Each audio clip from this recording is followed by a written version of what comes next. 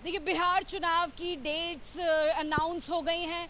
6 और 11 नवंबर को, यानी कि 2 फेज में चुनाव आयोजित किए जाएंगे। 14 को मतगणना की जाएगी। इस वक्त हमारे साथ बात करने के लिए मनोज तिवारी जी मौजूद हैं। दिल्ली के सांसद हैं और बिहार का जाना माना चेहरा है, पूरे देश के लिए स्टार प्रचारक हैं भाजपा के। सर, क्या कहेंगे? अब डेट्स अनाउंस हो गई हैं और जैसी डेट्स भी अनाउंस हुई हैं तो कांग्रेस का ये भी कहना है कि जो डेट्स भाजपा चाहती थी, इलेक्शन कमीशन ने अब वही डेट्स अनाउंस कर दी हैं। छठ के बाद चाहते थे आप और छठ के बाद की ही डेट्स अनाउंस हुई हैं। एक कहावत है ना कि नाच न आवे तो आंगन टेढ़ा। भाई, क्या लेकर के जाएंगे ये जंगल राज वाले चुनाव में? तेजस्वी से पूछो तो राहुल गांधी पे हंसते हैं, राहुल गांधी से पूछो तो अंदर अंदर तेजस्वी को डसते हैं। ये दोनों का सिर्फ सत्ता लोभ है, ये आपस में इनके एक दूसरे को खत्म करना चाहते हैं। अब मजबूरी है, लेकिन बिहार तो पहचानता है।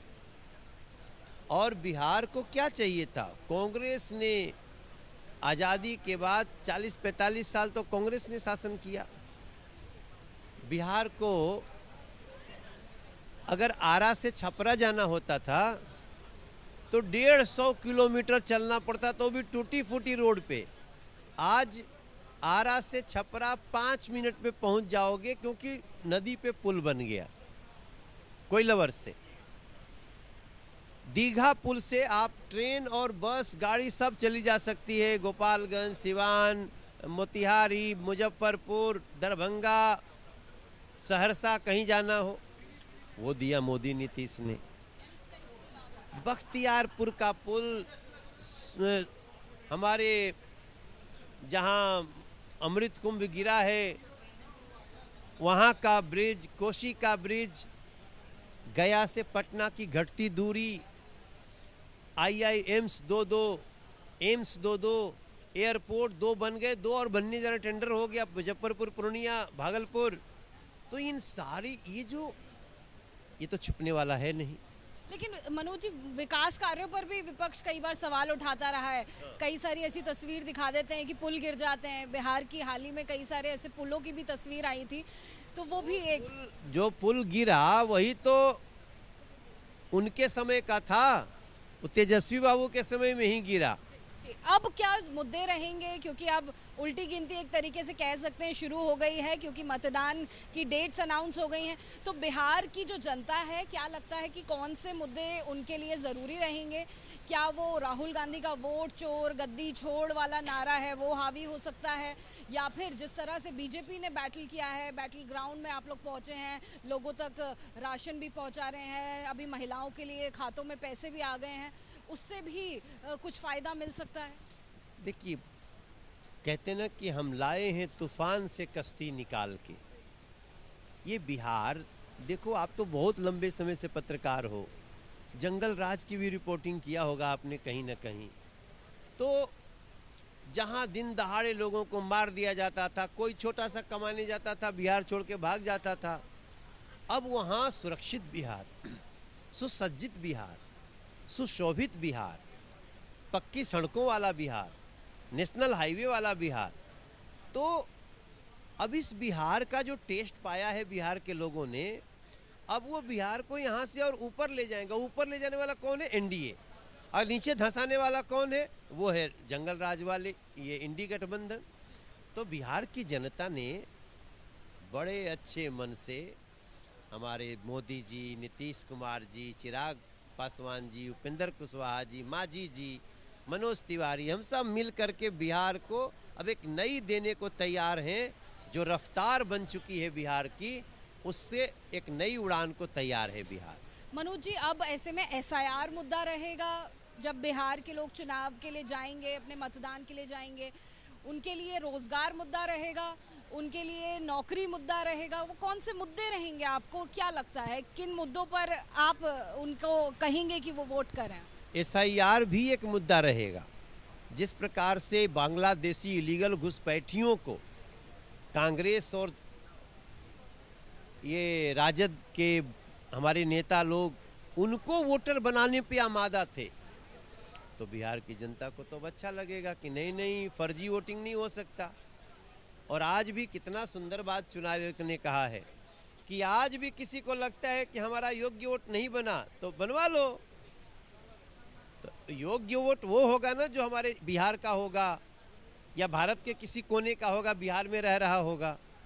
जो बांग्लादेश से रोहिंग्या जाके आए हैं उनका वोट नहीं बनेगा, और जो बनवाने की कोशिश कर रहा था बिहार की जनता उसको चुनाव में पटकनी देगी और इस राजद वालों को और जंगल राज वालों को और कांग्रेस वालों को सबक सिखाए। जो आंदोलन अब एक तरीके से चला रहे हैं, उसके बाद अभी हाल ही में कई लाखों जो वोटर लिस्ट हैं उसमें डिडक्शन हुआ है, कई सारे नाम हटाए। इसको कहीं ना कहीं कांग्रेस अपनी विक्ट्री के रूप में, अपनी जीत के रूप में दिखा रही है। लगभग 42 लाख फर्जी वोट कटे हैं।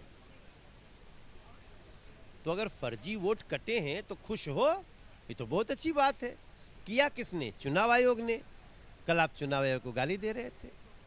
चुनाव आयोग शुरू से कह रहा है कि जब प्रक्रिया शुरू होती है तो प्रक्रिया में तो भाग लेना पड़ेगा ना। आप हमारे पास माइक रखे तो अपनी बात कह रहे हैं ना, नहीं आप माइक रखे मैं मुंह फुला के ब्याह का फुफ्फा बन जाऊं तो कैसे जाएगी एबीपी पे हमारी बात।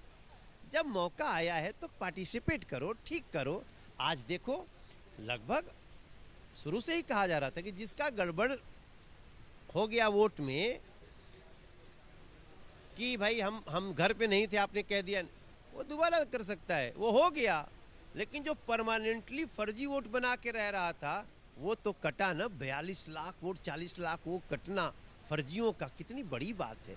देश के प्रत्येक सभ्य नागरिक और जिम्मेदार नागरिक को इससे खुशी होगी और बिहार के नागरिक इसी बात पर एनडीए को फिर से चुनाव जिताएंगे। अभी देखा हमने कि भाजपा जो है एक ये भी मुद्दा उठा रही है कि जो मुस्लिम महिलाएं बुरके में जा रही हैं वो भी अपनी आइडेंटिटी डिस्क्लोज करें, अपना बुरका जो है वो हटाकर दिखाएं। लेकिन चुनाव आयोग का हमेशा से ये कहना है कि उस तरह से चेकिंग होती है, वो एक प्रोसेस है और नाम और फेस आइडेंटिटी चेक करने के बाद ही उन्हें वोट देने दिया जाता है। तो ऐसे में बीजेपी को इतना शक क्यों है कि इस तरह से जो वोट हैं वो फर्जी डाले जा सकते हैं मुस्लिम महिलाओं का भेस लेकर? कई जगह ऐसी शिकायतें आई हैं कि लोग इसमें धार्मिक एंगल बनाते हैं कि नहीं नहीं आप कैसे घूंघट उठाओ लेकिन बुर्के नहीं उठाओ। ऐसा कई लोगों ने किया, जबकि नियम यही है कि चाहे कोई भी व्यक्ति हो, भाई महिला ही उठाएगी। मैं ये भी कहता हूँ कि चुनाव आयोग इसका ध्यान दे कि बहनों की चेकिंग बहनें करेंगी, लेकिन ऐसा नहीं हो सकता कि घूंघट उठाओ और बुर्का नहीं उठाओ। और ऐसा तो ले कि रास्ते में उठा दो, जहाँ एग्जैक्ट प्लेस पे जाना है, जहाँ घूंघट वाली का भी बुर्के वाली दोनों बहन बेटियों का आदर रखते हुए जहाँ आइडेंटिटी से मिलाना है वो तो कार्य होगा ही होगा। कुछ लोग इसको नहीं मान रहे थे, बीजेपी ने उसका प्रश्न उठाए, नजर रखना है। यस, आखिरी सिर्फ आपके हमने कई सारे गाने देखे, जब बिहार का चुनाव आने वाला होता है तो खूबसूरत गाने होते हैं, अगर एक लाइन हमारे दर्शकों को भी सुना दे तो बहुत अच्छा हो। नहीं अभी 1-2 दिन में रिलीज होना है, मगर देखिए मैं आपको बताऊं कि अभी ट्रेलर आज मत दिखाओ क्योंकि वो टीम तैयार कर रही है, लीक हो जाएगा ना। हाँ नहीं, लेकिन हम आपको बताएं कि जो रफ्तार है बिहार की, जो तैयारी है बिहार की, उसका बहुत सुंदर गीत में बना के दे रहा हूँ। और मेरा गीत नहीं होगा, मेरी आत्मा से, हृदय से बिहार के लोगों से प्रार्थना होगी, जैसे मैंने पिछली बार किया था ना। सुना हो बिहार के भैया, दीदी चाची सब रहवैया, एहो काकी चाची मोरे भैया हो, मोरे चाची हो, मोदी नीतीश के तो साथ मिलके निभावा ये भैया भैया भैया भैया। बहुत शुक्रिया एबीपी न्यूज़ से बात करने के लिए मनोज जी। मनोज तिवारी जी आपको नजर आए, दिल्ली के सांसद, बिहार का बड़ा चेहरा, और अब कुछ ही दिनों में अपना गीत बिहार चुनाव को लेकर भी रिलीज करने वाले हैं। ऐसे में तमाम मुद्दों पर एबीपी न्यूज ने उनसे बात करी। क्या एसआईआर मुद्दा होने वाला है, क्या रोजगार मुद्दा होने वाला है, क्या नौकरियां मुद्दा होने वाला है, या फिर राहुल गांधी का वोट चोर को लेकर जो आरोप है वो भी एक मुद्दा हो सकता है। तमाम आरोपों पर बेबाकी से बात करते हुए आपको नजर आए मनोज तिवारी। कैमरा पर्सन अजीत चाको के साथ अजातिका सिंह, एबीपी न्यूज, दिल्ली।